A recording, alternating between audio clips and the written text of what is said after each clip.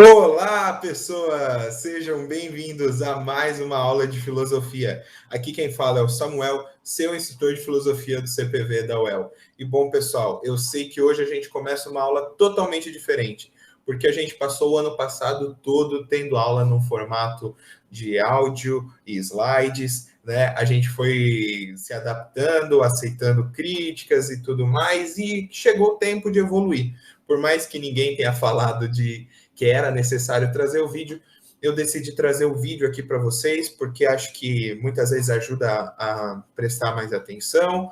E, bom, vocês podem dizer se preferem só o áudio com os slides, se o vídeo ajuda, se é indiferente. Vocês sabem que aqui é um canal totalmente aberto para vocês, tanto nos comentários quanto no Instagram, se quiserem mandar sugestões, dicas, reclamações, dúvidas, principalmente no Instagram, @quenadasei, é só seguir lá e mandar. Eu tô ali para responder vocês, confesso que às vezes não dá para responder imediatamente, não dá, mas logo em seguida, assim que possível, eu vou estar respondendo, tudo bem? E bom, pessoal, continuando os nossos estudos a respeito da epistemologia, o que é epistemologia? Teoria do conhecimento, né? O estudo a respeito do saber, de onde vem esse saber, que saber é esse, se ele é confiável ou não. Bom, a gente teve a teoria do conhecimento a respeito de Platão, e hoje a gente vai ter a teoria de conhecimento de um também grande filósofo, aluno de Platão, mas que pensava totalmente diferente. Estamos falando de Aristóteles. Teoria do conhecimento de Aristóteles, ou teoria epistemológica de Aristóteles, né? Vocês podem dizer aí, anotar como preferirem. Mas vamos para a aula para a gente, então, conseguir entender, né? O que são essas ideias? E por que eu estou falando que ele pensava tão diferente de Platão? Bom, Aristóteles nasceu em 384 a.C., na Macedônia. Ele não era grego, porém se mudou para Atenas e foi lá onde ele entrou na escola de Platão e desenvolveu todo o seu pensamento filosófico. Por mais que eu diga que eles tinham pensamentos antagônicos, e por mais que Platão tenha sido mestre de Aristóteles, eles tinham idades bem diferentes. Quando Platão estava por volta de 60 anos, Aristóteles era o seu aluno já com 17, sendo um aluno muito prático, muito assíduo, claro, pensando diferente, mas com muito respeito, né? É importante dizer que essa discordância não significa uma briga, tudo bem? E, além de ser ter sido aluno de um grande mestre, Platão, Aristóteles foi mestre, foi professor, tutor de um grande conquistador, uma personalidade excepcional da história, né? Alexandre o Grande, o grande conquistador do Império Macedônico, e que isso vai influenciar em muito a filosofia, porque é depois desse período de conquistas de Alexandre o Grande, ou seja, depois que ele foi ensinado por Aristóteles, que ele vai ascender, né? Vai conquistar tantas localidades da Ásia até a Índia, basicamente Alexandre o Grande conquista. E isso vai permitir o quê? Uma troca cultural muito grande que vai dar início a um novo período da filosofia chamado filosofia helenística. Mas isso a gente vai ver depois nas nossas aulas seguintes. É só um spoiler. Bom, Aristóteles fundou o Liceu em Atenas. Liceu era o nome da escola onde ele fundou e ela visava rivalizar com a Academia de Platão. Isso por quê? Porque Aristóteles pensava diferente de Platão e queria, né, desenvolver esse pensamento. Mas isso não aconteceu quando Platão ainda estava vivo. Isso aconteceu porque, depois da morte de Platão, Aristóteles não foi escolhido para dar sequência à Academia de Platão em Atenas. E, portanto, ele decidiu fundar sua própria escola, o Liceu, onde ele desenvolveu todo o seu pensamento filosófico. Pensamento filosófico esse que não se restringe à epistemologia, teoria do conhecimento, mas ele se abrange tanto à política quanto à ética e as mais diversas áreas do conhecimento.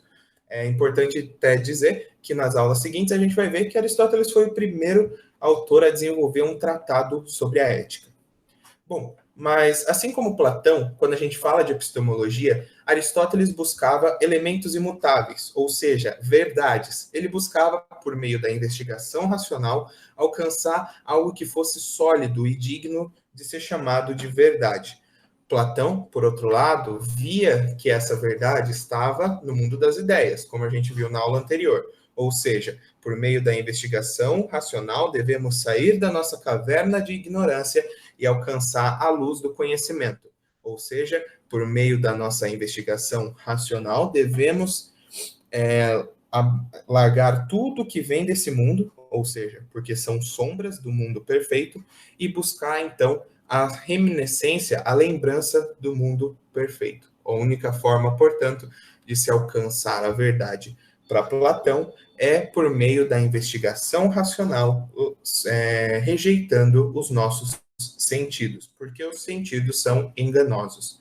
Vocês lembram disso, né? Vocês viram essa aula com o professor Noé semana passada, e isso, então, vai ajudar a gente a entender o que tem de semelhante e diferente no pensamento de Aristóteles. Bom, de maneira semelhante, Aristóteles também buscava verdades. Ele buscava os elementos imutáveis que iriam compor essas verdades e que responderiam as questões. Ou seja, o que é justiça, o que é beleza, esses conceitos imutáveis e perfeitos. Ambos, então, autores acreditavam na existência desses elementos. Porém, enquanto Platão afirmava que esses elementos seriam encontrados no mundo das ideias, sendo eles perfeitos e somente alcançáveis se a gente rejeitasse o mundo dos sentidos e nos voltássemos racionalmente ao mundo das ideias, Aristóteles afirmava que a gente conseguiria alcançar essas verdades no mundo sensível, por meio da observação. Portanto, a gente tem uma mudança no paradigma a respeito dos sentidos, porque para Platão, os sentidos nos enganam e eles dão informações falsas. Por outro lado, para Aristóteles, os sentidos são um mecanismo que vai permitir que a gente alcance conhecimento verdadeiro. Então, a gente já vê aqui uma mudança drástica do pensamento desses dois filósofos. E eu trouxe esse quadro aqui para vocês, que é um quadro que é legal a gente analisar em aula, porque, assim, eu tenho certeza que vocês vão encontrar esse quadro em muitas provas de filosofia. Se vocês estão estudando para o vestibular, vocês fizeram provas anteriores, com certeza vocês viram muito esse quadro e muitas questões envolvendo ele. E por quê? Porque a obra do Rafael Sanzio, né, na Renascença, aqui, que foi feito esse quadro, ela permite a gente resumir em uma simples imagem a grande discussão filosófica de um século, de mais de um século, na verdade. Porque a gente vai perceber depois, no decorrer das nossas aulas, que a influência que Platão e Aristóteles têm em todos os filósofos seguintes é imensa, e as discussões que eles têm lá na antiguidade vão se perpetuar até a modernidade, muitas vezes. Então, a gente vai perceber que isso aqui é mais longo do que parece. E essa imagem, ela consegue resumir isso de que maneira? Bom, vamos analisar ela, porque, como eu disse, Platão, ele era mais velho que Aristóteles. Então, logo, ele é ali a figura mais velha, centrada na imagem, careca e de barba bem grande, e que aponta para cima. Por outro lado, Aristóteles parece estar indagando ele e apontando para baixo, bem mais jovem, como dá para perceber. Então, a gente consegue diferenciar já, por essa questão, quem é quem. E o que isso significa? Por que essa foto, esse quadro é importante? Por que eu falei em resumir? Bom, Platão está apontando para cima, não tem nada a ver como acho que vai chover hoje, ou olha aqui o meu dedo, ou qualquer coisa desse tipo. Na realidade, tem ótimos memes com essa imagem. Mas, na verdade, o que ele quer afirmar, o que o autor passa para a gente por meio desse quadro é a ideia que Platão tem do mundo perfeito. Ou seja, Platão está aqui afirmando, a verdade se encontra lá em cima, no mundo das ideias, o mundo perfeito, que a gente não tem acesso a não ser pela racionalidade. Enquanto aparece Aristóteles, então, indagando Platão e falando, não, Platão, a verdade está aqui, está no mundo físico, está no mundo sensível, é o mundo que conseguimos analisar com os nossos sentidos. E isso, então, é a maior divergência que a gente vai ter estudando tanto a teoria de conhecimento de Platão quanto a teoria de conhecimento de Aristóteles. E nos meus estudos, deu para perceber que essa diferença de pensamento, ela surge tanto na formação dos dois filósofos. E por que eu digo isso? Bom, Platão ele teve uma formação clássica, ou seja, a base do seu conhecimento foi pelo desenvolvimento matemático, que já começava ali na Grécia.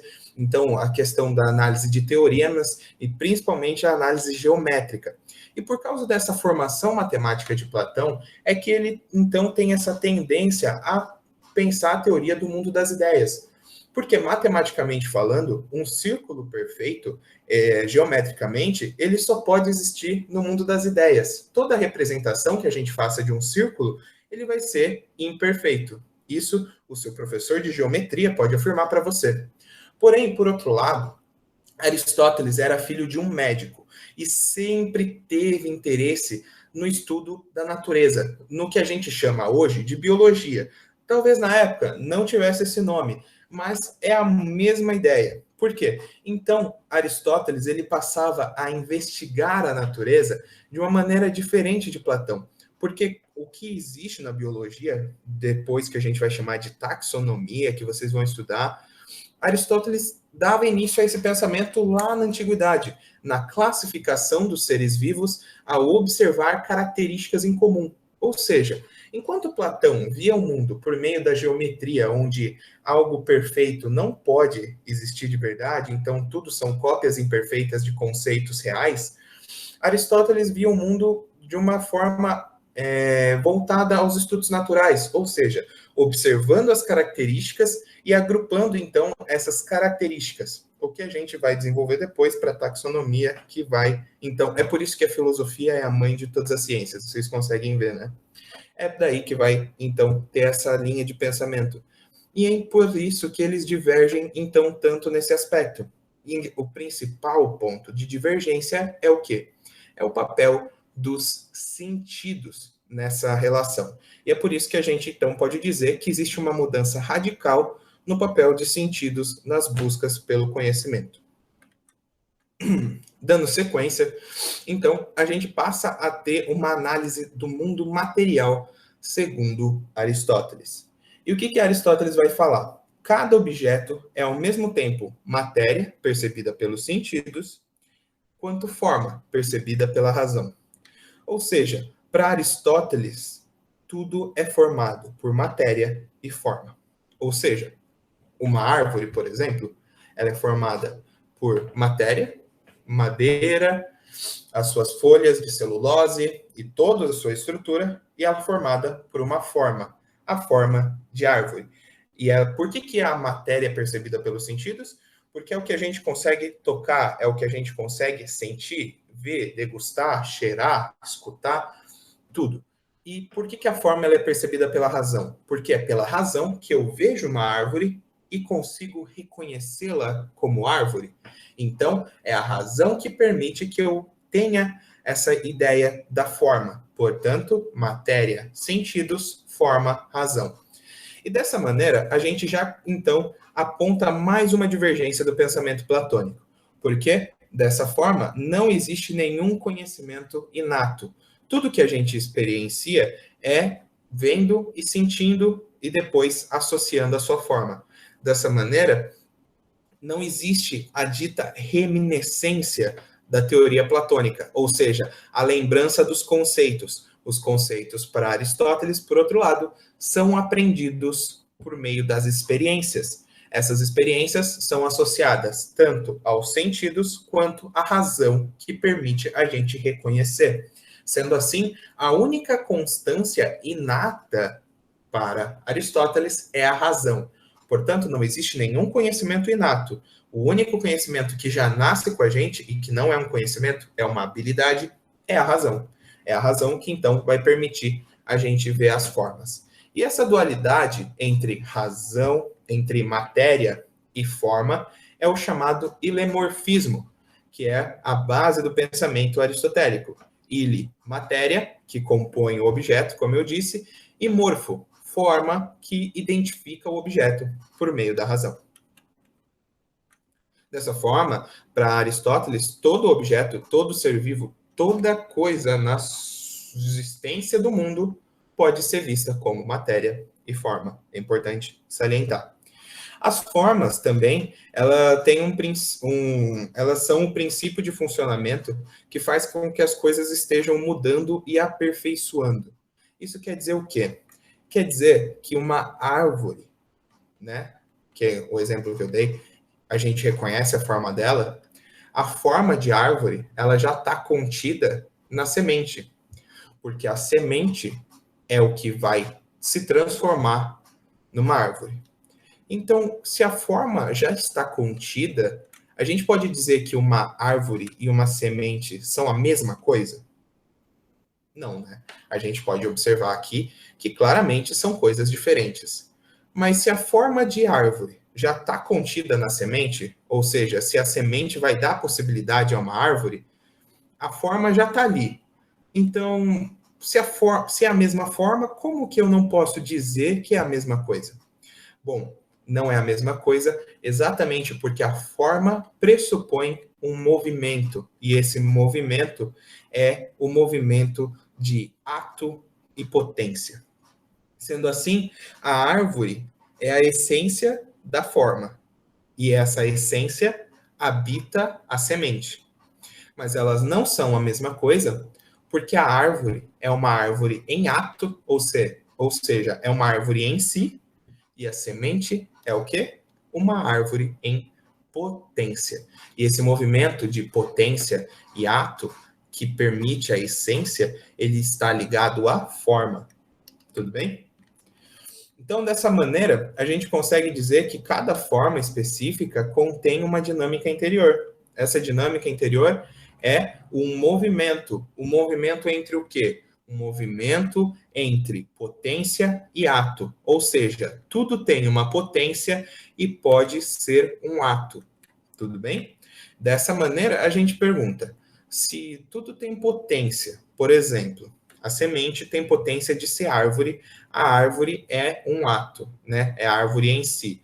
Mas a árvore tem potência de ser uma cadeira. A gente pode transformar uma árvore numa cadeira. Então, entendeu? Então, essa potência que está pressuposta na forma. Então, esse movimento consiste em uma dinâmica constante. Mas o que, que causa esse movimento? Para Aristóteles, o que, que baseia essa ideia filosófica? Né? Quais são as causas? Bom, as causas para esse movimento estão na teoria das quatro causas aqui, e que eu acabei dando um spoiler, já trazendo a primeira causa para vocês. Essa teoria das quatro causas, para Aristóteles, é o que vai explicar o movimento existente em todas as formas, e as formas que são observadas em todas as coisas. Portanto, segue aqui o raciocínio. Significa que a teoria das quatro formas, ou seja, as quatro causas, na verdade, perdão, gente, não confunda. A teoria das quatro causas estão presentes em todas as coisas. Vamos recapitular? Que eu acabei confundindo as palavras aqui na hora de falar. Todo o ser, todo objeto, tudo que existe pode ser observado quanto matéria e forma. É formado por matéria e forma. A matéria percebida pelos sentidos, a forma percebida pela razão. A forma pressupõe uma essência, e essa essência é o que tem movimento. Esse movimento é um movimento entre o quê? Um movimento entre ato e potência. Porque tudo que está na essência pode, então, se transformar. E tudo que é, então, existe. Então, a essência de árvore está na potência de uma semente e na árvore em si. Tudo bem? Então, dessa forma, a gente pergunta: o que causa esse movimento? Esse movimento, então, que está presente em todas as coisas de ato e potência. Bom, existem quatro causas. E como a gente pode perceber que tudo está observado nesse meio, a gente pode concluir que as quatro causas, elas estão em todas as coisas. Todos os animais, em mim, em você, em todos os objetos. Tudo bem? E quais são elas? Primeira, causa material, que é o material do que algo é feito.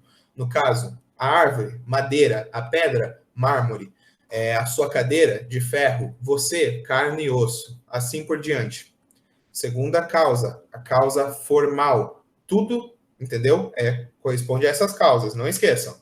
Que é referente à forma, ou seja, árvore, indivíduo, touro, livro, computador, escrivaninha, um café, assim por diante, forma. Terceira causa, causa eficiente, causa motora. E é aqui que eu trago para vocês, então, a resposta. O que faz o ato e a potência passar para ato? Porque tudo tem potência. O que faz a potência passar para ato? O que transforma? É a causa eficiente. A causa eficiente é o que vai transformar, então, a potência em ato. É responsável por realizar a potencialidade de uma matéria. Tudo bem? E por fim, então, a gente tem a causa final. Por quê? Porque Aristóteles tem um pensamento teleológico. Significa que, para ele, todas as coisas que existiam têm um fim. Todas as coisas que existem, na realidade. Ou seja, o livro tem uma finalidade, eu tenho uma finalidade nesse mundo, e que vocês vão ver na aula de ética, porque ele responde isso quando fala de ética. E, então, a árvore tem a sua finalidade, tudo tem sua finalidade. A justiça, todos os conceitos e coisas que possam existir. Tudo bem? Então, por fim, a última causa, a causa final, é o objetivo, a finalidade do desenvolvimento de uma forma. Ok? E dessa maneira, analisando as quatro causas e entendendo como Aristóteles vê o mundo, o papel dos sentidos e da razão para ele, a gente consegue, então, trazer um exemplo para que as coisas fiquem mais fáceis. Tudo bem? Eu trouxe um exemplo aqui. O que aconteceria se Platão e Aristóteles vissem o mesmo cachorro, né?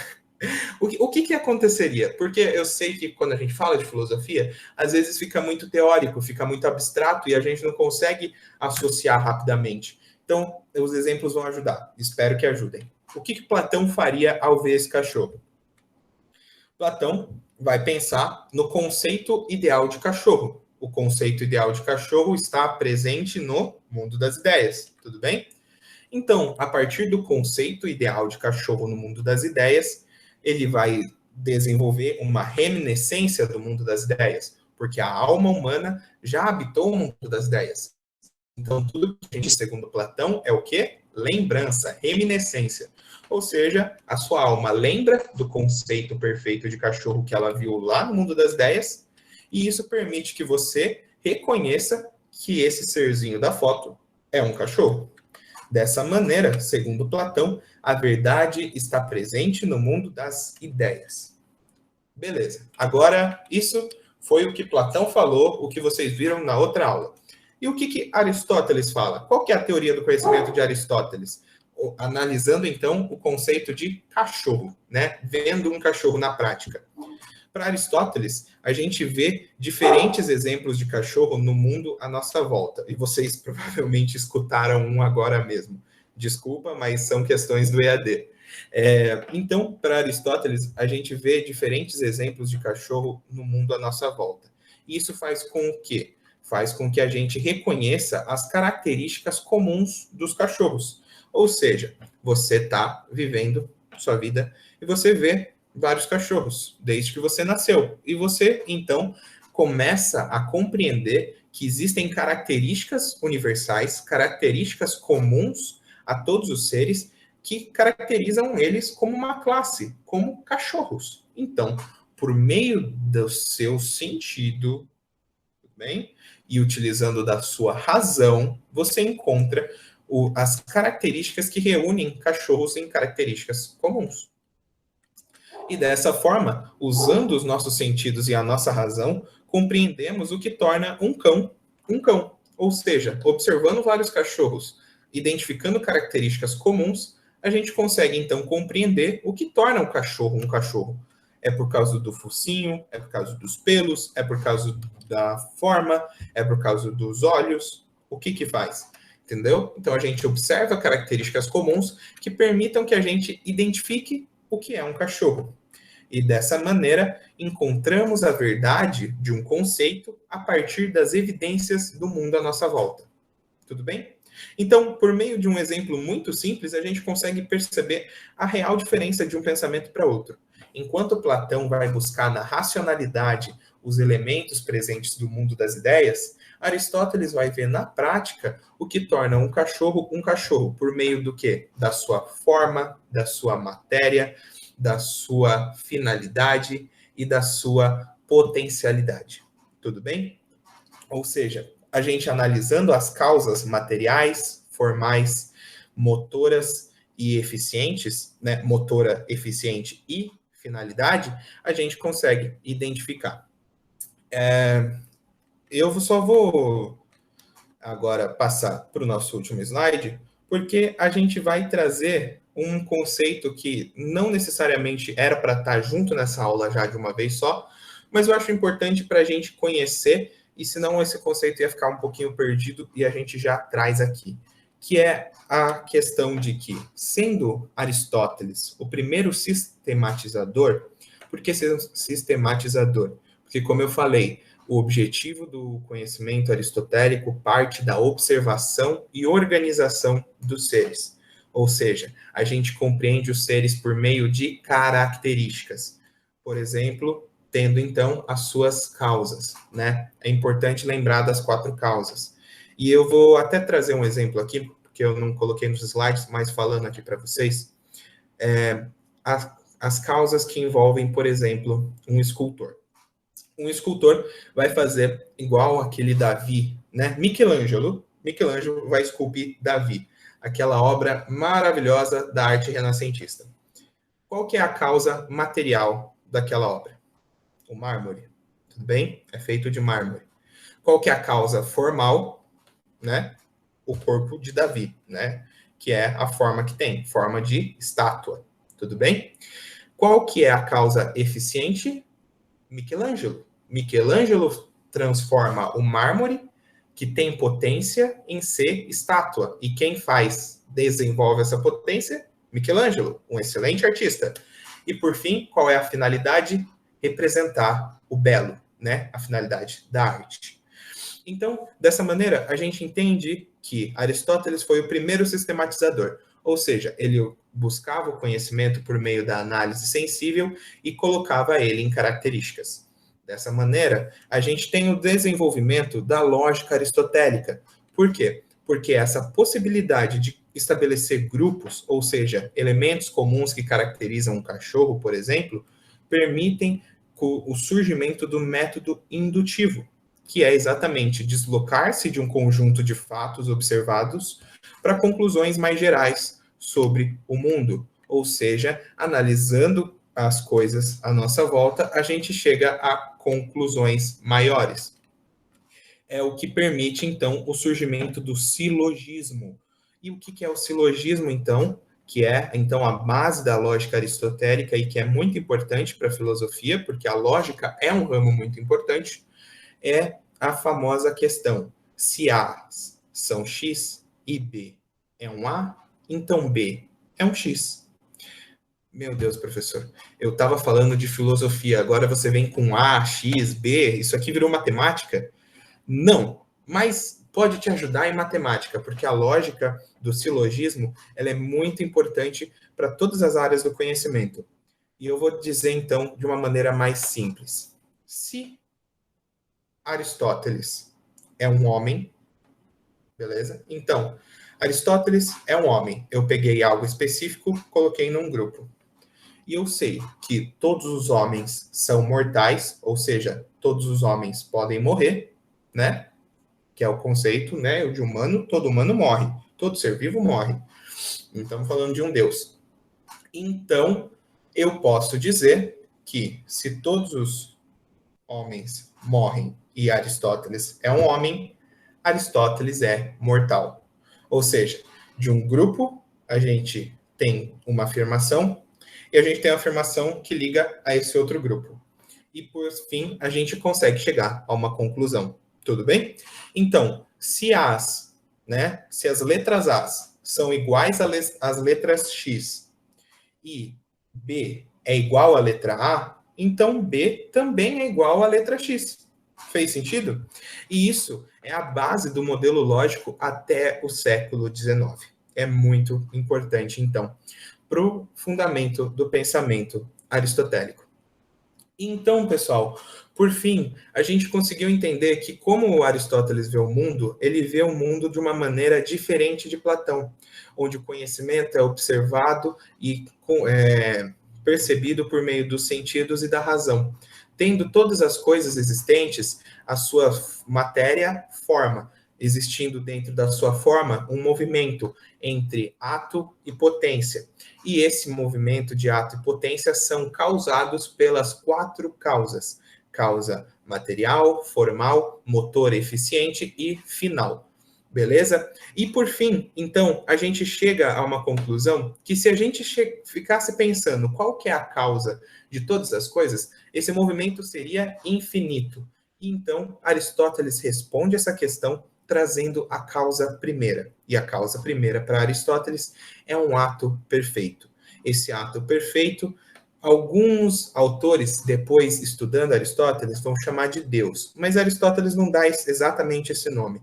Mas ele, então, é a causa primeira, o motor que move. Esse ato perfeito é o que vai mover todas as outras potencialidades, porque vocês lembram que tudo tem potencialidade. Beleza, pessoal? Então, ficou claro a ideia de matéria, de forma, de potência, ato, causas? E, por fim, a lógica aristotélica? Se ficou claro, então tá tudo beleza. Se não ficou, por favor, mandem as suas dúvidas no Instagram, @quenadasei, ou até mesmo nos comentários. Eu vou estar aqui disponível para responder vocês e eu espero que vocês tenham gostado da aula nesse novo formato. Aceito críticas, sugestões também, fiquem à vontade. Um beijão e tchau, tchau.